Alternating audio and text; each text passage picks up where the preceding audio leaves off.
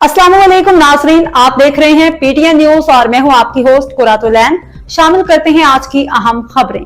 रावलपिंडी में 15 दिन के लिए दफा 144 नाफिज कर दी गई है। अडियाला जेल और इसके अतराफ के इलाकों रेड जोन करार दे दिया गया। दफा 144 नाफिज करने का नोटिफिकेशन भी जारी कर दिया गया है। नोटिफिकेशन के मुताबिक दफा 144 का नफाज आज रात 12 बजे से होगा।